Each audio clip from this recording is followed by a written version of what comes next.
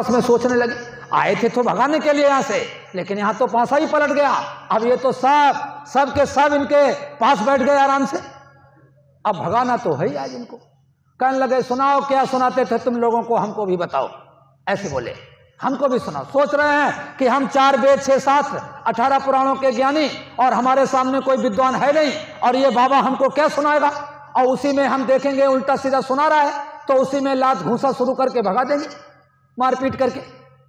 कहने लगे सुनाओ बाबा जी क्या सुनाते थे लोगों को, हमको भी सुनाओ, हम भी सुनना चाहते हैं। तब गोस्वामी जी बोले यही तो हम चाहते थे कि तुम सुनने का कुछ इच्छा पैदा करो कि हम सुना रहे हैं, तो सुनो बड़े ध्यान से। तो अब गोस्वामी जी महाराज ने सबको बिठाया, और गुरु महाराज सुनाया करते थे कि सबको बिठा करके और बड़े प्यार से उनको समझाना शुरू कर दिया। और क्या सुनाना शुरू कर दिया कि प्रथम रहे ये को पुरुष अनामा, और चौथे पद के पार ठिकाना। दुनिया में जब कुछ नहीं था, ना हम थे ना आप थे, ना सूरज था ना चांद था, ना ईश्वर था ना ब्रह्म था, ना अच्छा था ना बुरा था, ना स्वर्ग था ना नरक था, जब दुनिया में कुछ नहीं था तब वो अनामी प्रभु अपने में सबको समेटे हुए था। उसने 3 शक्तियों को पैदा किया, 3 मंडल बनाए, अलख लोक, अगम लोक, सतलोक, तीनों धनियों को बिठाया। तो गोस्वामी जी महाराज काशी के विद्वानों को सुना रहे हैं कि तासई भय 16 ने रवाना, और तामई एक की करऊं बखाना।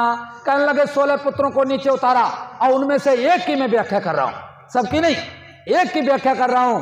तो काशी के विद्वानों को और वो गोस्वामी जी महाराज सुना रहे हैं कि एक की मैं व्याख्या कर रहा हूं। किसकी? कहा ज्योति निरंजन और नाम धराही, और ताकऊ संत काल गोहराई। जिनको एक जब से छोटे पुत्र है, जिनको मुसलमान खुदा कहते, ईसाई उनको गॉड कहते, और हिंदू उनको ईश्वर कहते, और ये उनकी व्याख्या ये कर रहे हैं। तो बड़े विधि विधान से काशी के विद्वानों को अब गोस्वामी जी महाराज ने सुनाया कि जब वो सारी जीवात्मा और वो नीचे उतार तो दिया, लेकिन ऊपर जाने का रास्ता जब उनको नहीं दिया तो वो पालथी मार करके और ऐसे एक टक ध्यान दे करके उस मालिक को याद करने लगे, ध्यान करने लगे, तपस्या करने लगे। तो मालिक खुश हो गया। अब मालिक जब खुश हो गया तो कहने लगे तुम्हारी तपस्या से हम खुश हैं, अब मांग लो क्या मांगना चाहते हो। सारी जीवात्मा सतलोक से आई, सारी जीवात्माओं का जन्म सतपुरुष भगवान की कोख से हुआ है। काल भगवान न तो जीवात्मा पैदा कर सकता है न जीवात्मा को मार सकता है, सब वहां से आई और सब वहां की रहने वाली।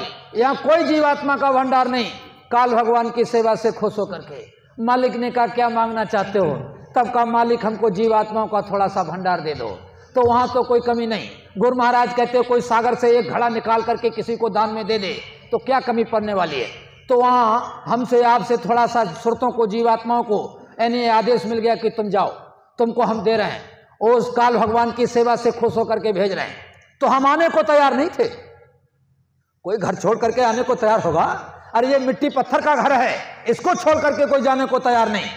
तो वो तो हमारा ऐसा देश जहाँ याद ब्याद उपाधि कौना बिना ज्योति उजियारा, ऐसा देश ऐसा घर, उसे छोड़ने को कौन तैयार हो सकता है। तब प्रेमियों यहाँ का तो कोई बखान था नहीं। तो हम लोग आने को जाने को तैयार नहीं, आने को इधर तैयार नहीं। अब मालिक ने आदेश कर दिया कि तुम जाओ, हम तुमको उतार रहे हैं। हम लोग बहुत रोए, उस समय बहुत रोए, सबके सब रोए, जितने वहां से आए बहुत रोए और कहने लगे मालिक हमको परदेश ना भेजो। जैसे वहां का सिस्टम अब भी लागू है कि लड़की की जब शादी होती है अपना असली घर समझती है, जब माँ बाप ने पैदा किया, पाला पोसा बड़ा किया, लेकिन दूसरा घर जब जाती है अपने ससुराल जाने को तैयार होती है और शादी जब होती है तो वहां का प्रचलन अभी यह चल रहा है कि लड़की रोती है, छपक छपक करके रोती है, पिता से, भाई से, माँ से, बाप से, हम पिताजी हम नहीं जाएंगे। तब पिताजी कहते हैं बेटा तुम चली जाओ और हम जल्दी तुमको बुला लेंगे, ऐसा आश्वासन देते हैं। ऐसे हमारे मालिक ने, ये जिनको आप ये फोटो देख रहे हो, ये मालिक कुल मालिक, और इन्होंने हमको आपको आश्वासन दिया कि तुम चली जाओ। मेरे प्यारे जीव तुम मेरे प्यारे और हम इनके प्यारे और ये मेरे प्यारे, मेरे प्यारे जीव तुम और जाई रहे परदेश। परदेश भेज रहा हूं मैं जानबूझ करके, और नामी नाम रटते रटते अय्यो अपने देश। लेकिन रिश्ता नहीं तोड़ रहा तुमसे, हम एक डोर को पकड़ा रहा हूं, एक शब्द को पकड़ा रहा हूं, एक नाम को पकड़ा रहा हूं। इस शब्द को पकड़ करके तुम उतर जाओ, लेकिन ये शब्द नहीं छोड़ना, ये नाम नहीं छोड़ना। तो प्रेमियों हम लोग और आदेश हो गया कि जाओ, तो चले आए। और एक स्थान से दूसरे। इतिहास तो बहुत लंबा है, लेकिन मोटा मोटी आपको बता रहे हैं कहाँ पर कैसे कैसे कौन कौन सा कपड़ा चढ़ाया गया और कैसे ये ईश्वरलोक में आए और वहाँ के मालिक ने घंटा शंख की आवाज पर नीचे उतारा और प्रेमियों यहाँ ये स्थूल शरीर दे दिया गया 5 तत्वों का। उस समय गुरु महाराज कहते थे ना कोई पाप था, ना पुण्य था, ना स्वर्ग था, ना नरक था, ना अच्छा था, ना बुरा था, सबकी सूरत जीवात्माओं का रास्ता खुला हुआ था, छिन आती थी, छिन जाती थी। मैंने एक बार गुरु महाराज के मुखारबिंद से मंच पे बैठ करके सुना था। महाराज जी बड़े ललकार करके बोले, क्या जरूरत थी तुझको विधान बनाने की, क्या जरूरत थी मेरे जीवों को फंसाने की, तूने यहाँ फंसा लिया। तो प्रेमियों ऐसे महाराज जी बोले थे। तो अब देखो, और वही तो आगे इतिहास तो बहुत लंबा है। कहने लगे काल करी मम सेवा भारी और सेवा बस हम कछुना बिचारी, और जब हम देखा तुम्हें दुख भारी और तब लेने की मौत हमारी। आ गए लेने के लिए, आ गए। तो प्रेमी भाई बहनों, हम लोग इस तरीके से आए और गए और आए और गए, इस तरह छिन आते थे, छिन जाते थे, कोई रोक टोक नहीं थी। और जिनका समय पूरा हो गया वो जब चले गए, वापस नहीं आए, तब काल भगवान ने सोचा कि ये सब के सब चले जाएंगे तो हम राज किस पर करेंगे। तब उन्होंने आद्या मां शक्ति यानी जगदम्बे मां का आह्वान किया, 3 शक्तियों को पैदा किया और उनसे तपस्या कराई। तपस्या में गुरु महाराज बोले कि ब्रह्मा जी पास नहीं हुए। बाकी तो और को पूछा गया, अब ब्रह्मा जी केवल पास हुए, केवल आवाज सुनाई दी, बाकी किसी को आवाज भी सुनाई नहीं दी। और उनसे पूछा, विष्णु से पूछा तुमने कुछ सुना देखा? बोला नहीं माँ मैंने कुछ नहीं देखा। उनकी मां ने और स्वयं ओ काल भगवान ने अपनी अर्धांगिनी आद्या शक्ति से कहा ले जाओ इन बच्चों को तपस्या में बिठाओ और इनको मेरा भेद पता नहीं चलना चाहिए। स्वयं कह रहे हैं कि देखो मेरा भेद पता नहीं चलना चाहिए इनको। इतनी होशियारी के साथ तपस्या में बिठाया। विष्णु को कुछ सुनाई नहीं दिया, शंकर को कुछ सुनाई नहीं दिया, ब्रह्मा जी को केवल सुनाई दिया, दिखाई उखाई किसी को कुछ नहीं दिया। और उनकी मां ने पूछा तो कहने लगे, ब्रह्मा जी ने कहा हमने देखा। अरे तुम झूठ बोल गए, जाओ मृतलोक में तुम्हारी पूजा नहीं होगी, तुम झूठ बोले, तुमको केवल सुनाई दिया। ब्रह्मा जी को केवल सुनाई दिया और कहने लगे लिख लो तुम्हारी तपस्या से हम खुश हैं। तो ब्रह्मा जी ने लिखना शुरू कर दिया। 1 लाख श्लोक लिखे, 80,000 कर्म कांड, 16,000 उपासना कांड, 4,000 ज्ञान कांड, उन्हीं में से वेद शास्त्र और उन्हीं में से अच्छा बुरा कर्म, उसी में से स्वर्ग नरक 84 लाख योनियां और सब बना दी गई। अब काशी के विद्वानों को बड़े प्यार से सुना रहे हैं। गोस्वामी जी समझा रहे हैं कि इस तरीके से तुम्हारा ये विधान बना, इस तरीके से तुम्हारे ये वेद बने। और वो सोच रहे हैं कि अगर इस तरीके से नहीं इनको समझाया जाएगा तो ये मानने को तैयार नहीं, ये मानने को तैयार नहीं। तब प्रेमियों सारा विधान जब इस तरीके से समझाया काशी के विद्वानों को, तो प्रेमियों वही विद्वान जो कहते थे मारो मारो, अभी लोग पूजनी महाराज जी के पास जाने से परहेज करते हैं। मैं ये विश्वास दिलाता हूं उनके पास जो चला जाएगा सारी शंकाएं उनकी खत्म हो जाएंगी। हम आप लोग उनकी तरह पुजारी नहीं थे, इतने बड़े विद्वान काशी के, और वो जाकर के नतमस्तक हो गए। और उसी में से गुरु महाराज कहते थे कर्मा धर्मा, बड़े बड़े विद्वान थे जैन मत के, और उठ करके खड़े हो गए, कहने लगे सन। और क्या कहने लगे, कर्मा धर्मा अवयई का ही बोले और भेद हमारे सबई तुम खोले। हे बाबा जी तुमने तो मेरे सारे भेद खोल दिए। कर्मा धर्मा अवयई का ही बोला और बुद्धि हमारी खाई झाका झोला। वो देखो काशी के बड़े बड़े विद्वान जब सच्चे महापुरुष के करीब पहुंचे तो ये बुद्धि की कसरत करते थे कि ये कुछ नहीं वो ऐसे वो ऐसे। जब उनके पास पहुंचे तो कहने लगे मालिक मेरा तो ये बुद्धि झकझोला खा रही है, मेरे समझ में नहीं आ रहा है। मैं तो समझता था कि वो स्वर्ग में पहुंच जाओ मुक्ति, लेकिन आप कहते हो इसके परे ईश्वर लोक, इसके परे ब्रह्म लोक, इसके परे मानसरोवर जीवात्मा जब स्नान करती और सचखंड जाती तब जीवात्मा की सच्ची मुक्ति होती। ये तो सपने में नहीं सोचा था। तो हाथ जोड़ने और हाथ जोड़ करके कह रहे हैं कि हे स्वामी कृपा का रवैसी, हे स्वामी कृपा का रवैसी और संशय जड़ सा बजाहि विनाशी। अब हे स्वामी ऐसी कृपा कर दो कि हमारे अंदर आपके प्रति कभी शंका न रहे, कभी सपने में शंका न रहे।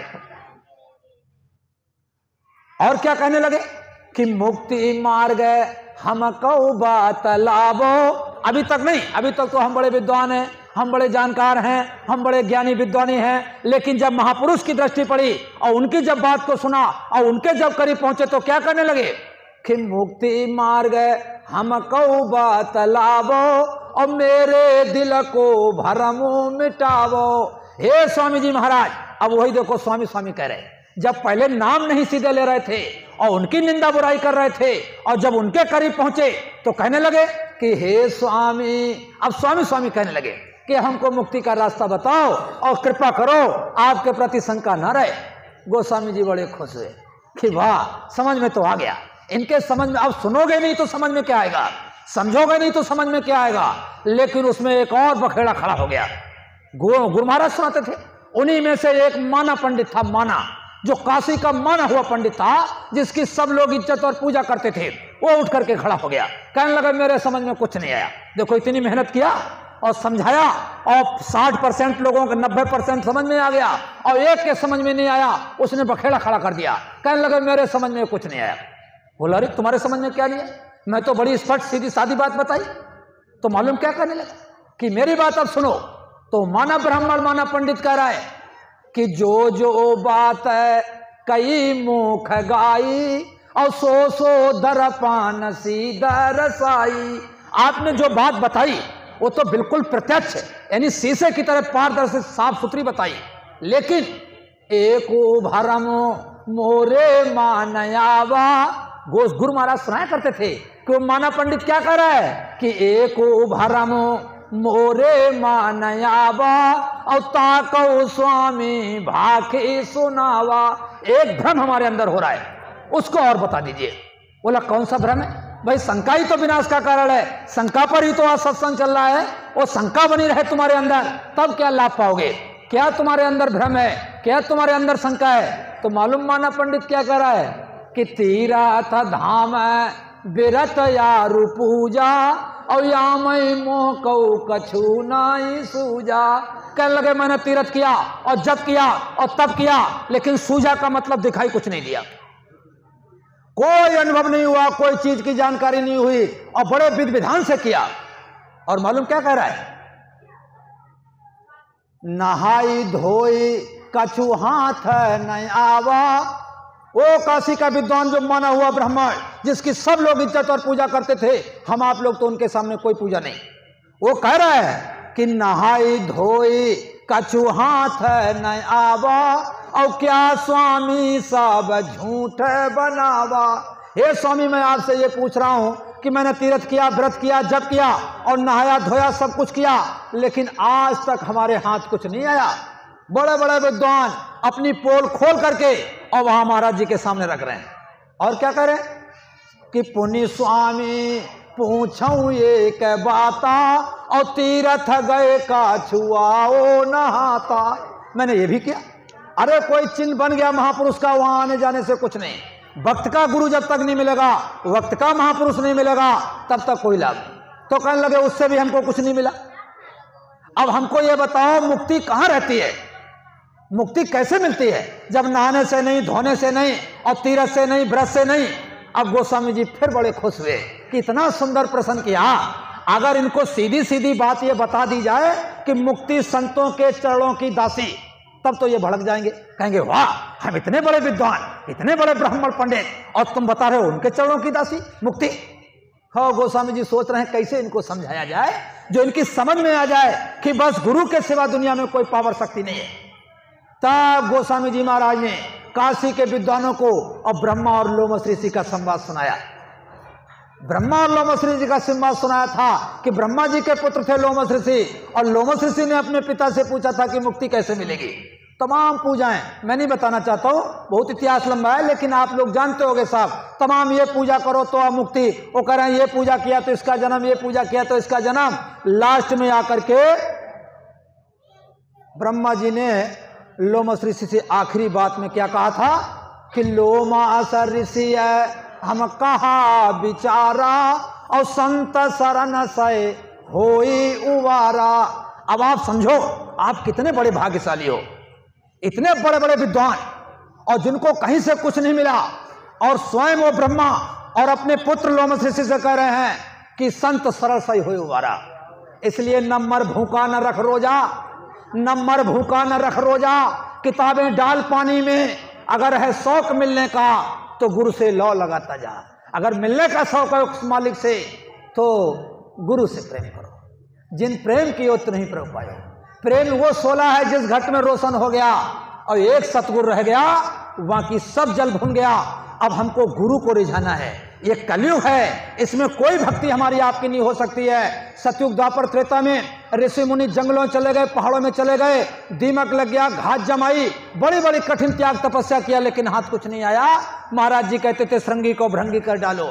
नारद के पीछे पड़ी पछाड़, और योग करत गोरख जी को लूटो और नैमी को लूटो हलवा खिलाए। श्रृंगी ऋषि ने 10,000 बरस तक उल्टे लटक करके तपस्या किया था, लेकिन वो भी काल माया के लोक में धोखा खा गए, लूट लिए गए।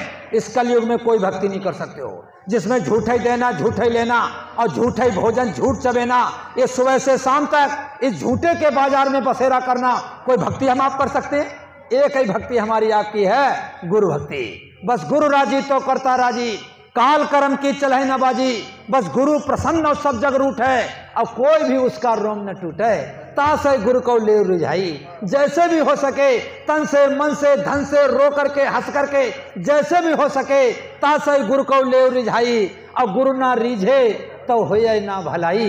अगर गुरु राजी नहीं है तो भलाई आपकी नहीं हो सकती है। इसलिए आपको करना है गुरु भक्ति। और कैसी गुरु भक्ति करना है? गुरु भक्ति किसे कहते हैं? देखो, रामायण में भी गोस्वामी जी महाराज ने कहा है कि ये तन दुर्लभ तुमने पाया, और कोट जन्म जब भटका खाया, करोड़ों जन्म भटका खाने के बाद ये मानव शरीर आपको मिला है। और कहने लगे अब इसको व्यर्था मत खोवो, और चेतो छिन छिन भक्ति कमाओ। चेतो छिन छिन, महाराज जी छिन छिन करा रहे हैं। एक आदेश खत्म हुआ, दूसरे में लगाए, दूसरा खत्म हुआ, तीसरे में लगाए। चेतो छिन छिन भक्ति कमाओ, आपकी भलाई के लिए, आपके हित के लिए। और कैसे? देखो, राम के 2 भगत थे, एक हनुमान थे, एक लक्ष्मण थे। दोनों ने बड़ी राम की सेवा किया था, लेकिन राम भक्त हनुमान कहलाए, लक्ष्मण नहीं कहलाए। हनुमान का मंदिर जगह जगह पर मिलेगा, लक्ष्मण का अकेले मंदिर कहीं नहीं मिलेगा। क्यों? दोनों ने सेवा किया। फिर एक क्यों नहीं राम भगत कहलाया? एक क्यों कहलाया? कारण था, राम के आदेश में हनुमान बुद्धि का प्रयोग नहीं करते थे, और राम के आदेश में लक्ष्मण बुद्धि का प्रयोग करते थे। इसलिए राम भक्त हनुमान कहलाए, लक्ष्मण नहीं कहलाए। तो गुरु भक्ति पहले कराओ, पीछे और उपाय। अब बिन गुरु भक्ति जगत का ये फंद न काटा जाए। जब तक हम लोग गुरु भक्ति नहीं करेंगे, अपनी जीवात्मा को निज घर नहीं पहुंचा सकते। महात्मा तो बहुत दुनिया में मिलेंगे, ऐसे ऐसे महात्मा मिलेंगे, कहो आसमान से आग बरसा दें, और कहो पानी बरसा दें, कहो कोई चमत्कार दिखा दें, लेकिन अपने निज घर ले जाने वाला, अपनी सूरत को निज घर ले जाने वाले इस समय वक्त के संसद गुरु पूजनीय उज्जैन वाले बाबा जी महाराज हैं। इस समय वक्त के संसद गुरु, और इससे पहले गुरु महाराज रहे, राधा स्वामी रहे, कबीर साहब रहे, नानक पलटू, दादू दरिया, कितने महापुरुष रहे, लेकिन इस समय वक्त के संसद गुरु ये पूजनीय महाराज। तो गुरु भक्ति करना है। एक बार पूजनीय महाराज जी ने अयोध्या में, मैं गया था सत्संग, और उज्जैन में भी सुनाया था, अयोध्या का भी याद है हमको। 2 बार मैंने गुरु महाराज जी के माध्यम से सुना कि वो अष्टावक्र की कहानी, कि राजा जनक की सभा में एक बार राजा जनक को सपना हुआ था, सपना। और सपने में राजा जनक ने क्या देखा कि उनके राज्य में आग लग गई, और आग लग गई तो भिखारी बन गए। अब बेचारी दर बदर की ठोकरें खा रहे, और कहीं से चावल ले लिए, कहीं से नमक ले लिया, हल्दी ले लिया, और पानी इकट्ठा कर लिया, और जंगल में चले गए, और वहां खिचड़ी पकाने लगे, खिचड़ी। तब तक उधर से 2 जानवर लड़ते हुए आए, और मारी हड़िया में लात, और वो हड़िया फूट गई, खिचड़ी बिखर गई। और फिर प्रेमियों इतना रोए, सपन देख रहे थे राजा जनक रात में कि हम इतना रोए, भीख मांग करके तो सामान इकट्ठा किया, साधन जुटाया, और वो जानवरों ने जब फोड़ा और भूखे के भूखे रह गए, तो इतना रोए कि रोते रोते उनकी तकिया भीग गई, और एकदम आंख खुल गई। और आंख खुली तो तपाक से उठ करके बैठ गए। महाराज जी सुनाए, तपाक से उठ करके बैठ गए। कहने लगे, अरे मैं क्या भयंकर सपना देख रहा था, और देखा बिस्तर, और ये भी भीग गया। और मैं इतना रोया कि मेरा बिस्तर भीग गया।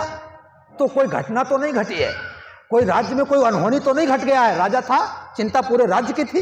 तो रात में ही उठ करके घूम करके देखा, सब ठीक ठाक था, कोई सब आराम से नींद ले रहे थे, कोई गड़बड़ नहीं था। तो फिर खुश हुआ, सब ठीक है, सपना है। लेकिन ये सपना हुआ, लेकिन चिंतन थोड़ा आगे बढ़ गया कि ये इतना भयंकर सपना देखा क्यों मैंने। सुबह विद्वानों को बुलाया और सारी दास्तान सुनाई कि मैंने ऐसे ऐसे सपना देखा, मेरे राज्य में आग लग गई और मैं भिखारी बन गया, और मैं इतना रोया मेरा बिस्तर भीग गया।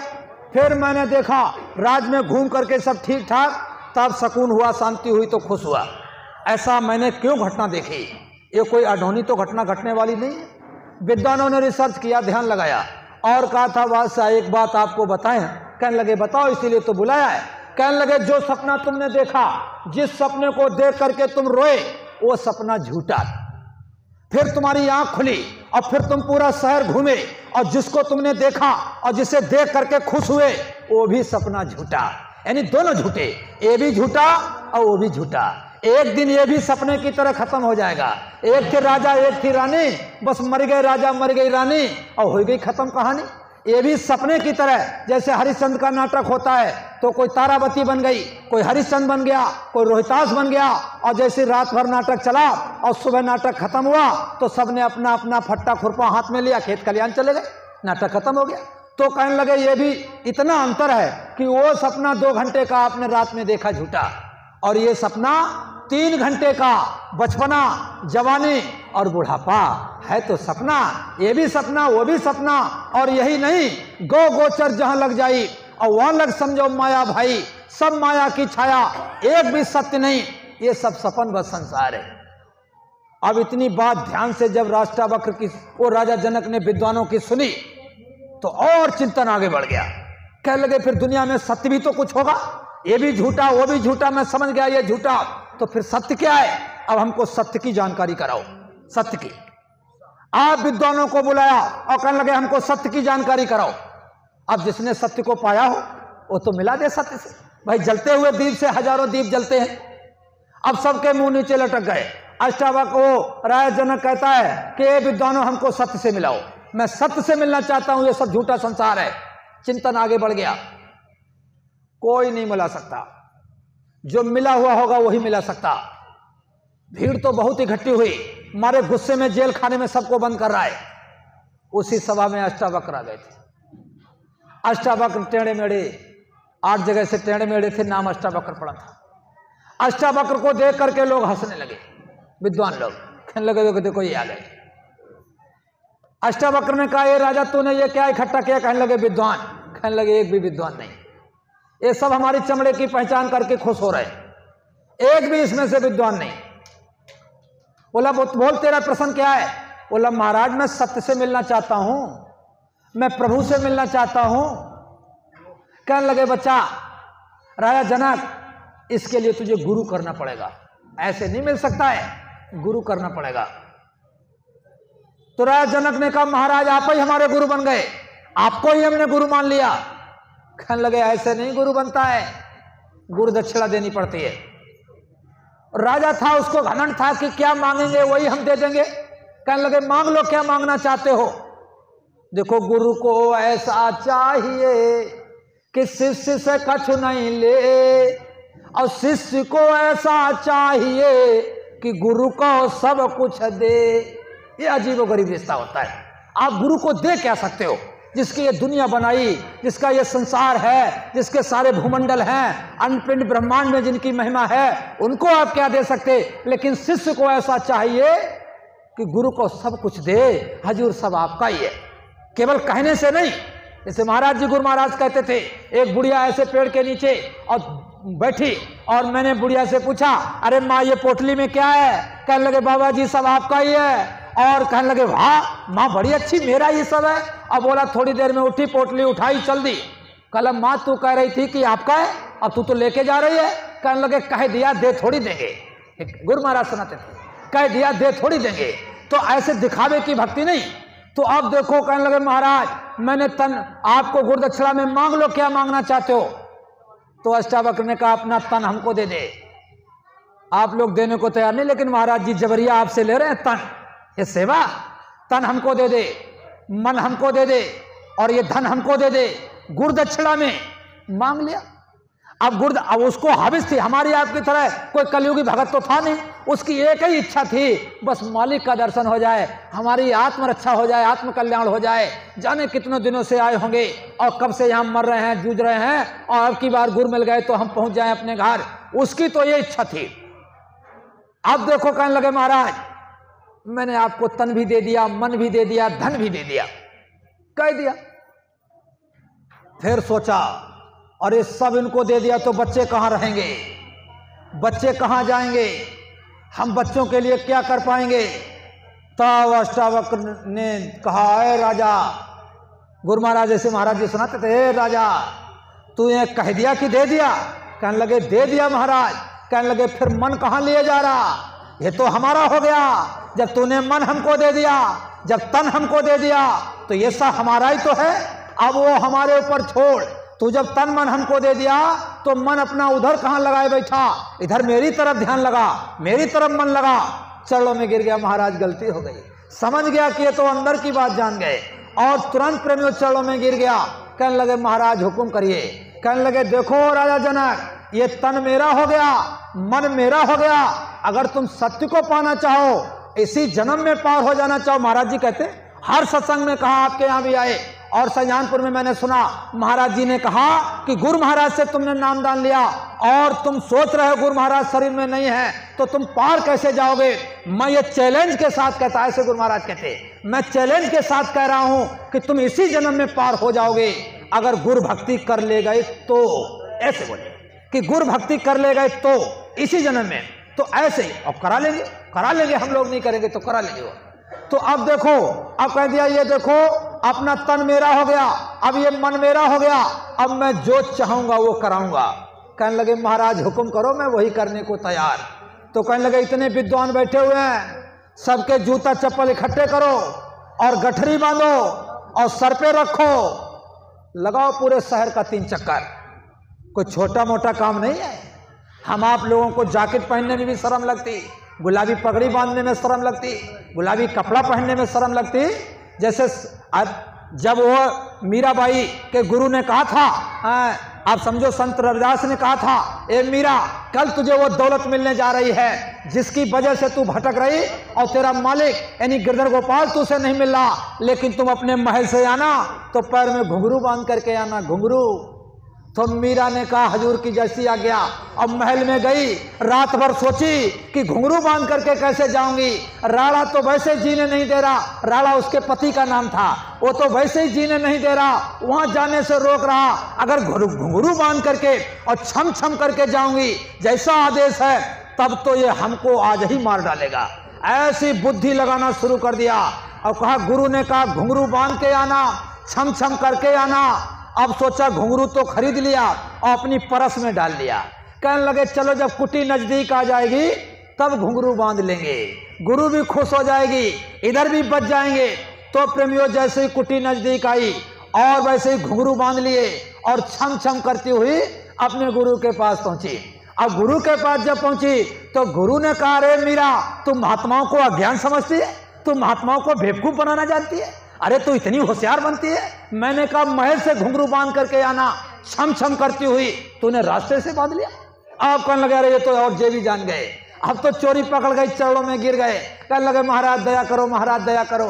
कहने लगे अरे मीरा अब तूने आदेश को काट दिया, तूने अपनी बुद्धि लगा करके तब तो कहा यह करनी का खेल है और ना ही बुद्धि विचार, अब बुद्धि छोड़ करनी करो तब पयो निज सार।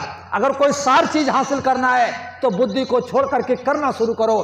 तो कहने लगे तूने बुद्धि लगाई, तूने रास्ते में घुंघरू बांधे, अब तू मेरी बात सुन, उस मालिक को पाना है तो मेरी शर्त मंजूर कर। अगर आज तुम महल से यहां तक घुंघरू बांध करके आ जाती तो जीवन में दोबारा तुझे घुंघरू बांधना नहीं पड़ता, तेरा गुरु तुझसे खुश हो जाता। लेकिन तूने बुद्धि लगा करके रास्ते में घुंघरू बांध करके यहाँ